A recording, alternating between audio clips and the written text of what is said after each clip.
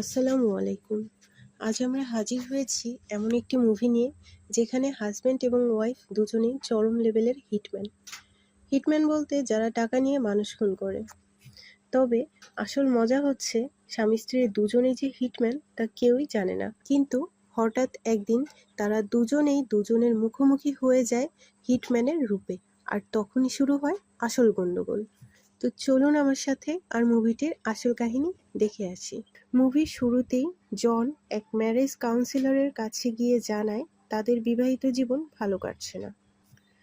অতঃপর সেই কাউন্সিলর তাদের দেখা হবার থেকে শুরু করে সব ঘটনা খুলে শুনতে চায়। তখনই তারা তাদের অদ্ভুত সাক্ষাৎ থেকে শুরু করে সব কাহিনী বলতে শুরু করে। প্রথমে তাদের দেখা হয়েছিল কলম্বিয়ায়, যেখানে জন আর জেইন দুজনেই তাদের এজেন্সির দেওয়া একটা বিশেষ মিশনে গিয়েছিল। কিন্তু হঠাৎ একটা বারে কলম্বিয়ান পুলিশ সবাইকে সার্চ করতে শুরু করে। সেখানে পুলিশ বেছে বেছে শুধু সিঙ্গেলদেরই সার্চ করছে। পুলিশও বুঝিয়ে দিতে চাচ্ছে এই পৃথিবী সিঙ্গেলদের জন্য নয়। এমন সময় জন জেইনকে দেখতে পেল। জনের দিকে চোখ পড়তেই জেইন বুঝে গেল জনের ইঙ্গিত, যেহেতু তাদের দুজনের কাছেই অস্ত্র আছে। তাই সার্চ করলে দুজনেই ধরা খেয়ে যাবে। সেজন্য পুলিশের কাছে তারা নিজেদের কাপড় বলে পরিচয় দেয় এবং সেখান থেকে বেরিয়ে আসে। এরকম এক অদ্ভুত পরিচয়ের পরে তারা একসাথে অনেকটা সময় কাটায়। সময় কাটাতে কাটাতে তারা একে অপরকে ভালোবেসে ফেলে। জন নিজেকে একটা কনস্ট্রাকশন কোম্পানির লোক বলে পরিচয় দেয়, আর জেন নিজেকে বলে কম্পিউটার ইঞ্জিনিয়ার। তবে কিসের ইঞ্জিনিয়ার সেটা মুভির সামনে গেলেই বুঝতে পারবে। দুজনেই ভাবতে থাকে, আমি খারাপ মানুষ হলেও প্রেমের ক্ষেত্রে একটা ভালো মানুষ পেয়ে গেলাম। কলম্বিয়া থেকে ফিরে দুজনেই কিছুদিনের মধ্যেই তারা বিয়ের সিদ্ধান্ত নেয়। যদিও তাদের কলিগরা এত তাড়াতাড়ি বিয়ের মতো ডিসিশনে যেতে নিষেধ করে। জন আর্জেন্টন খুবই উৎসাহ নিয়ে বিয়ে করলেও বিয়ের কয়েক মাসের মধ্যেই সেটা একটা সাদামাটা সম্পর্কের মোড় নেয়। কারণ বিয়ে ব্যাপারটা তারা যতটা এক্সাইটিং ভেবেছিল, বাস্তবে তা হয়ে যাচ্ছে একঘেয়েমি আর বিরক্তকর।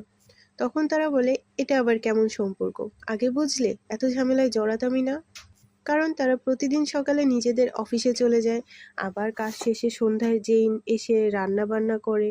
আর জেন যে রান্না করে সবটাই অখাদ্য, বিভিন্ন রকমের এক্সপেরিমেন্ট চালায় খাবারের উপরে, যা জনের খুবই বিরক্তকর লাগে। তবে সে কিছু না বলে কষ্টে সেগুলো মুখে দিয়ে গিলে ফেলে। আর কোনো অভিযোগ না করে জন প্রতিদিনই সেই বাজে রান্নার প্রশংসা করে। অবশ্য রান্না ভালো হওয়ারও তো কোনো কারণ নেই বন্ধুরা, তাই না? জেইন যে কাজ করতো, রান্নাবান্না না হয় সে নিহাতি বিয়ে নামক ঝামেলায় ফেঁসে গিয়ে করছে। প্রতিদিন তারা খাবার খেয়ে ঠিক সময় ঘুমাতে চলে যায়, আবার পরদিন নিজেদের কাজে বেরিয়ে পড়ে। কিন্তু কেউই নিজেদের কাজ বা কাজের জায়গা সম্পর্কে কখনোই কিছু জিজ্ঞেস করে নাই। জিজ্ঞেস না করার কারণ হচ্ছে বললেই তো দুজনেই ফেঁসে যাবে। এরা শুধু রোবটের মতো কথাবার্তা বলে একেবারেই, আবার নিজেদের কাজ করতে থাকে। জন মাঝে মধ্যেই খেয়াল করে জেন তাকে লুকিয়ে কারোর সাথে কথা বলছে, আর বলা নেই ক নেই রাত বিরেতে বের হয়ে যাচ্ছে। জন বেচারা ভাবে বউ ফাঁকি দিয়ে আবার অন্য কারোর সাথে লটর পটর করছে নাকি। করলে করতেই পারে, সেই রান্না করা অখাদ্য তো আর খেতে হবে না জনের। ভাবা যায় খাদ্য খাবার ভয়তে বউকে অন্যের কাছে দিয়ে দিতেও রাজি। এইরকমই একবার দেখা যায় সন্ধ্যাবেলা যেই জেন তার মিশনে বের হয়ে যায়, সেদিন জনও বের হয়ে পড়ে তার মিশনে। জেনের অর্ডার থাকে রাশিন নামের এক ধনী আর্মস ডিলারকে শেষ করে দেবার। অন্যদিকে জনের কাজ হচ্ছে লোকি নামের এক গ্যাং লিডারকে টপকানোর। জেন নামিদামি একটা হোটেলের বিভিন্ন চেকআপের পরে রাশিনের কাছে পৌঁছে যায়। লোকটার দিকে বাজে ইঙ্গিত দিয়ে জেন বলে, চলো খেলি। খেলাধুলার কথা বলে জেন তার হাতে হ্যান্ডকাপ পরিয়ে দেয়। এরপর রাশিনের খাটটা হালকা ঝাঁকিয়ে তার খেলা সেখানেই একেবারে শেষ করে দেয়। রাশিনের লোকেরা কিছুক্ষণের মধ্যে বুঝতে পারে তাদের বসকে টপকে দেওয়া হয়েছে। তারা সবাই দরজা ভেঙে ঢুকতে শুরু করে। জেইন তার ব্যাগের একটা পাশ আংটায় লাগিয়ে আরেক পাশ ধরে জানলা দিয়ে ঝাঁপ দিয়ে নিচে নামে। সেখানে দাঁড়িয়ে থাকা একটা ট্যাক্সিতে উঠে হোটেল থেকে সে সরে পড়ে। অন্যদিকে জন লোকি নামের এক গ্যাং লিডারকে মারতে গিয়ে দেখে সেই রুমে লোকির লোকজন মিলে পোকার খেলছে। জনও তাদের সাথে পোকার খেলতে চাইলে প্রথমে তারা রাজি হয় না, পরে জন তার কাছে থাকা নগদ টাকার টোপ দিলে ওরা খেলতে রাজি হয়ে যায়। জন সেখানে মাতাল হবার ভান করে এবং ইচ্ছা করে বাজি হারতে শুরু করে। সবাই তো জনের সাথে খেলতে খুবই মজা পায়, কারণ সে বারবারই হেরে যাচ্ছিল। এর মধ্যেই সেখানে লাকি এসে হাজির হয়।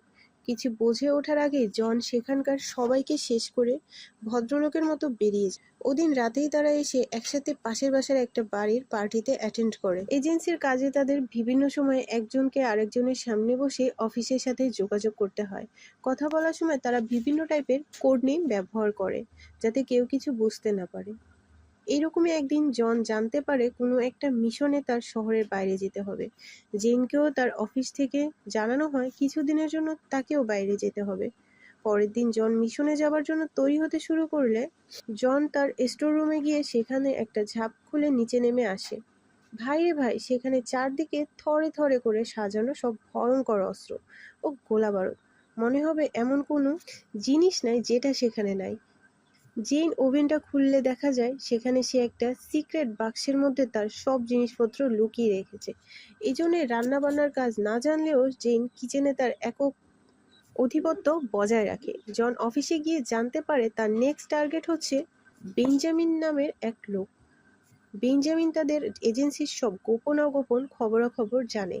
গোয়েন্দা বিভাগ তাকে ধরে ফেলেছে। এবার তাকে জিজ্ঞাসাবাদের জন্য নিয়ে যাওয়া হবে। তাদের সব কাজে যেহেতু ইল্লিগাল, তাই একবার গোয়েন্দারা তাদের কথা জানতে পারলে তাদের সবার অবস্থা টাইট হয়ে যাবে। যেভাবেই হোক খতম করতেই হবে।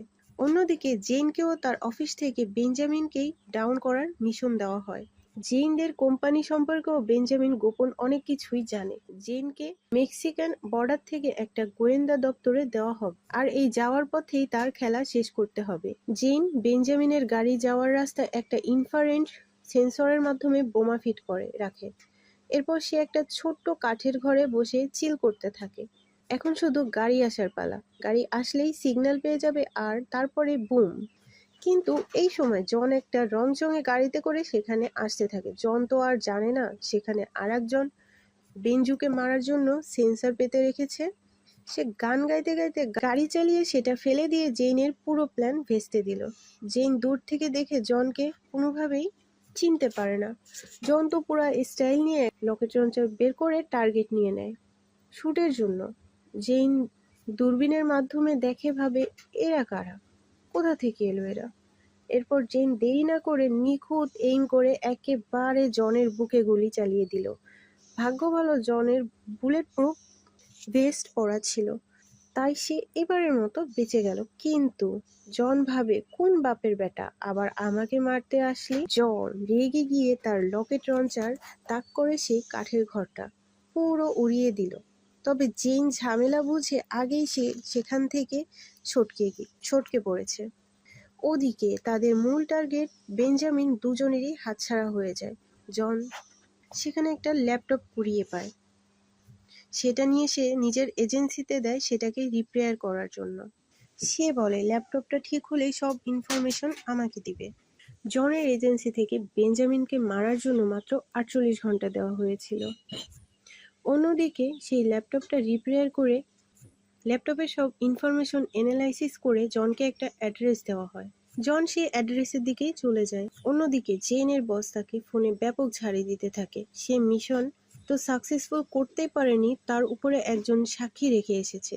তাকেও 48 ঘন্টার মধ্যে যার জন্য মিশন ফেল করেছে তাকে মারতে বলা হয়। জেনের মাথা এই ঘটনার পরে রাগে পুরো আগুন হয়ে যায়। এই প্রথমবারের মতো একটা মিশনে সে ফেল করলো। সে সবাইকে নির্দেশ দিল যে শ্যালকের ছেলে তার মিশনে বাগড়া দিয়েছে তার পরিচয় বের করতে। এর মধ্যে জন জেনের অফিসের বিল্ডিং এ চলে আসে। সেখানে এসে জন দেখতে পায় তার ওয়াইফের নাম। এরপরেই জনের সবকিছু লক হতে শুরু করে। তবে কি আমার বই সেই লোক? অন্যদিকে জেইনও তার ভিডিওগুলো ভালোভাবে দেখে, ভাবে আরে এইটা তো আমার জামাই, হায় রে এতদিন এই ঘাতকের সাথে সংসার করতেছি। তখনই জনের একটা ফোন আসলে জেইন বলে ঠিক 7টায় ডিনারে উপস্থিত থাকতে। জনও তখন জেইনের অফিসে না ঢুকে সেখান থেকে চলে যায়। আজকে বাসাতে একটা এপার ওপার হয়ে যাবে। ডোমেস্টিক ভায়োলেন্স কাকে বলে সবাই সেটা হাড়ে হাড়ে টের পাবে। জন 7টায় বাসায় আসলেও প্রথমে ঢুকতে ভয় পায়, কারণ ঘরে ঢুকেই যদি দেখতে পায় বউ আসবটি নিয়ে দাঁড়িয়ে আছে তাহলে কি হবে। সেটা ভাবতে থাকে অনেক আস্তে ধীরে ভয়ে ভয়ে সে বাসায় ঢুকে দেখে জেইন তার জন্য ড্রিঙ্কস রেডি করে দাঁড়িয়ে আছে। জন গ্লাসটা ঠিকই নেয়, কিন্তু সেটা না খেয়ে বাইরে ফেলে দেয়। বলা তো যায় না পানিতে বিষ মিশিয়ে রাখে যদি। বিষ খেয়ে বহু রাজা বাদশাহ অকালে প্রাণ হারিয়েছে, তাই রিস্ক নেওয়া যাবে না। ডিনার টেবিলে জন সুযোগ বুঝে একটা ছুরি পকেটে ঢুকিয়ে নেয়। দিনকাল ভালো যাচ্ছে না, কখন কোন কাজে লাগে বলা তো যায় না। জেন ডিনারের জন্য একটা পট রোস্ট এনে ছুরি দিয়ে কাটা শুরু করতে জন ভয় পেয়ে বলে, তুমি সরো, আমিই কেটে দিচ্ছি। সারাদিন এত খাটো, আর কষ্ট করতে হবে না সোনা। মুভির এই সিনগুলি এত মজার ছিল, সেটা বলে শেষ করা যাবে না, আর না বোঝানো যাবে। কেউ কাউকে এক সেকেন্ডের জন্য এক ফোঁটাও বিশ্বাস করতে পারছে না। এক পর্যায়ে জন একটা ওয়াইনের বোতল নিয়ে জেনকে ঢেলে দেবার সময় ইচ্ছা করে বোতলটা ফেলে দেয়, আর মুহূর্তের মধ্যে জেন সেটা ধরে ফেলে। জনের আর বুঝতে বাকি থাকে না তার এইরকম রিফ্লেক্স সাধারণ মানুষের থাকা কোনোভাবেই সম্ভব না। জেন তো আগেই বুঝতে পেরেছে জনের পরিচয়। তারা দুজনেই সাথে সাথে উঠে চলে যায়। জন একটা গান হাতে নিয়ে জেনকে বাবুসোনা বলে ডেকে কাছে আসতে বলে, কিন্তু জেন একটা গাড়ি নিয়ে সেখান থেকে পালাতে শুরু করে।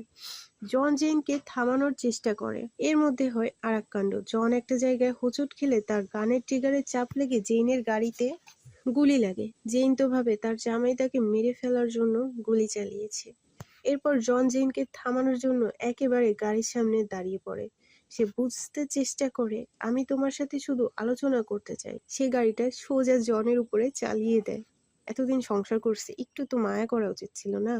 জন লাফ দিয়ে গাড়ির উপরে উঠে জেনকে বুঝিয়ে সুঝিয়ে থামানোর চেষ্টা করে। এক পর্যায়ে গ্লাস ভেঙে সে গাড়ির মধ্যে ঢুকে পড়ে।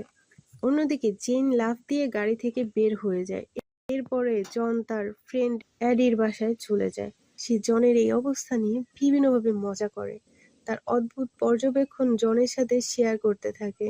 জেইনও চলে যায় তার এক বান্ধবীর বাসায়। সেখানে তার ফ্রেন্ড সব শুনে কুবুদ্ধিদাতা বান্ধবীর মতো জেইনকে বলে, মেরে দাও, এমন স্বামীকে দিয়ে কি করব।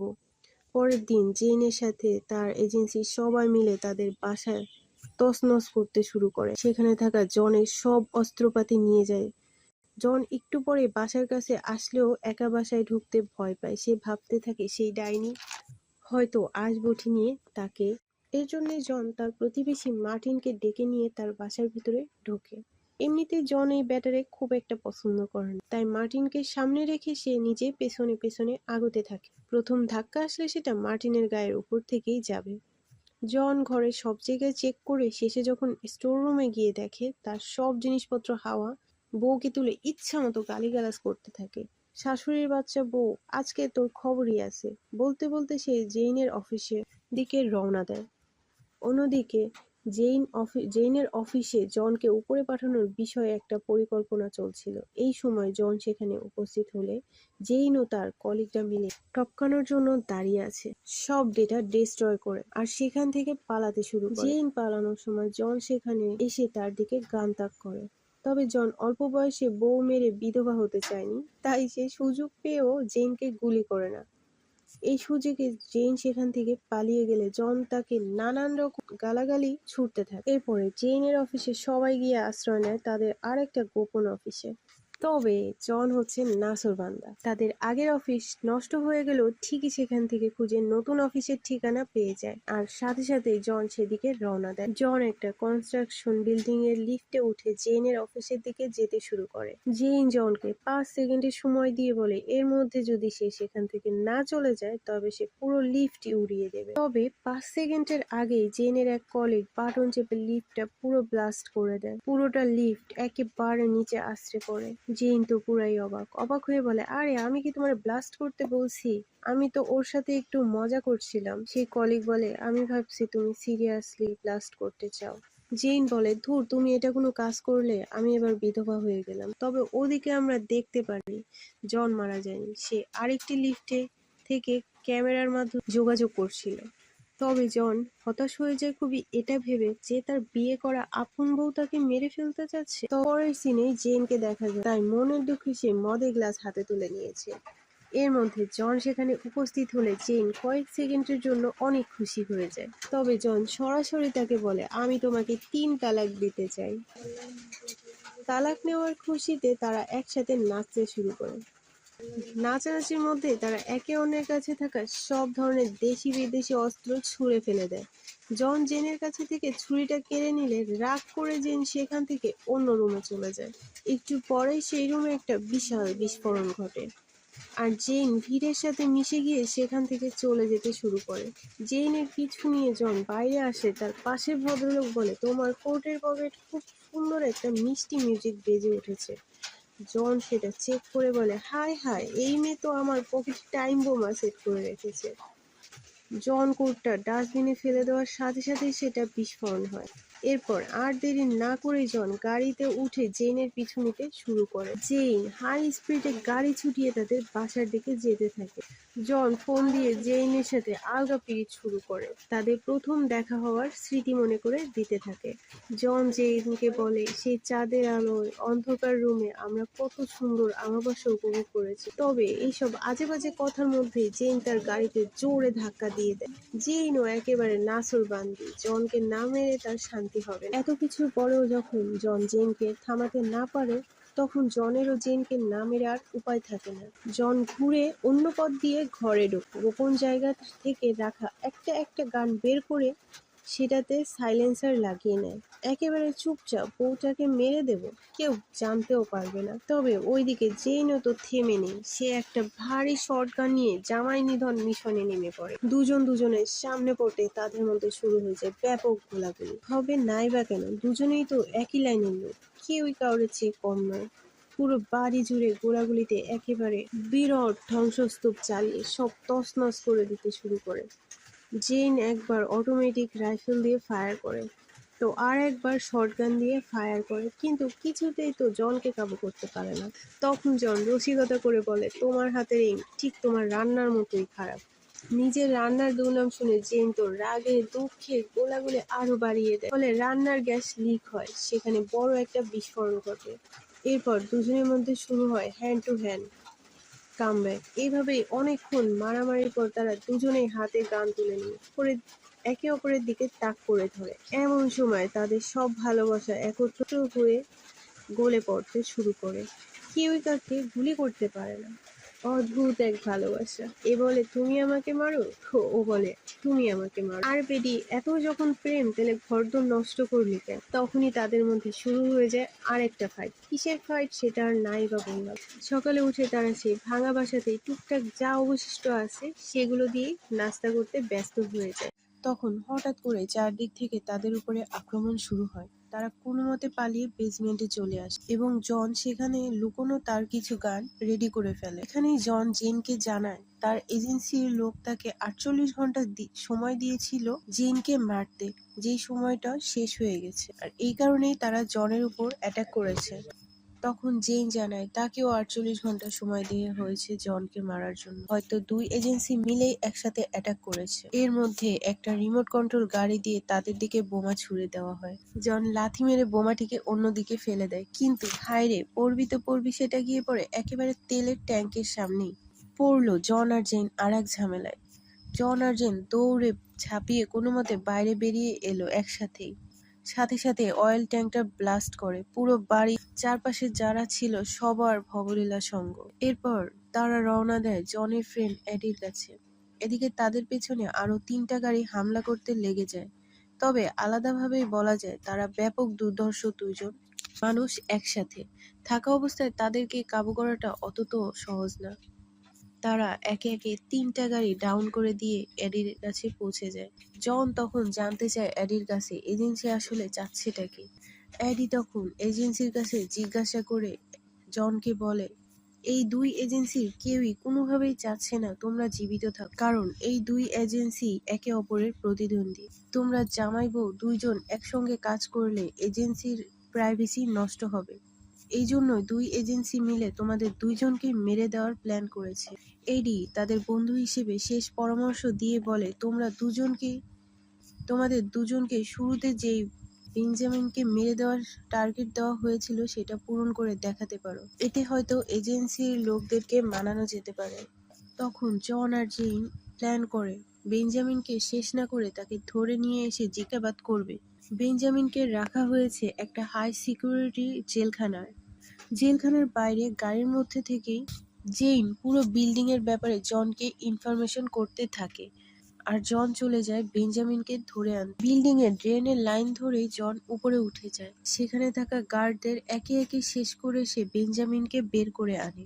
তারা বেঞ্জামিনকে বেঁধে জিজ্ঞাসাবাদ শুরু করে, কেন দুই এজেন্সি মিলে একই সাথে তাকে ডাউন করার মিশন দিয়েছিল। তবে প্রথমে বেঞ্জামিন কিছুই বলতে চায় না, কিন্তু জেইন যখন তাকে একটা ডোজ দিয়ে দেয়, তারপরে বেঞ্জামিন বলে সে আসলে কোনো টার্গেট ছিল না, তাকে টোপ হিসেবে ব্যবহার করা হয়েছিল জন আর জেইনকে শেষ করতে। দুই এজেন্সির কেউই চায় না তাদেরকে একসাথে থাকতে দিতে, তাই প্ল্যান করে তাদেরকে সেম মিশনে পাঠানো হয়েছিল, যাতে তারা একজন আরেকজনকে মেরে ফেলে। বেঞ্জামিন আরো জানায় এখনো তাকে এজেন্সির লোক টোপ হিসেবে ব্যবহার করছে। তারা জানতো যে জন আর জেন বেঞ্জামিনকে বের করে আনবে, তাই তার বেল্টে তারা একটা লোকেশন ট্র্যাকার সেট করে দিয়েছে, আর লোকেশন ট্র্যাক করে কিছুক্ষণের মধ্যেই তাদের উপর অ্যাটাক করা হবে। কথা শেষ হতে না হতেই দেখা যায় দুই এজেন্সির লোকেরা তাদের দিকে ধেয়ে আসতে শুরু করেছে, কিন্তু এজেন্সির লোকেরা ভেতরে ঢুকে জনকে দেখতে পায় না। তারা পালিয়ে পাশের একটা সুপার শপে অবস্থান নিয়েছে। জন আর জেন দুজনেই বুঝতে পারে এজেন্সির লোকেরা খুঁজতে খুঁজতে এখানেও এসে পড়বে, তাই তারা বুলেট প্রুফ ভেস্ট পরে নেয়। উপর থেকে সুন্দর ও ভালো পোশাক আশাক পরে মরার জন্য তৈরি হয়ে নেয়। যেমন কথা তেমন কাজ, দেখা যায় কিছু হিটম্যান সেখানে চলে আসে। জেইন আর জন আস্তে আস্তে সব হিটম্যানদেরকে মারতে থাকে আর তাদের গানগুলি সংগ্রহ করতে থাকে। প্রথম দিকেই তারা গানের ব্যবহার করে না, কারণ গুলি চালালে গুলির শব্দে সবাই তাদের উপর একসাথে অ্যাটাক করতে শুরু করবে। কিন্তু এতেও শেষ রক্ষা আর হয় না। জনের গায়ে লেগে সেখানে থাকা অনেকগুলো ক্যান নিচে পড়ে যায়।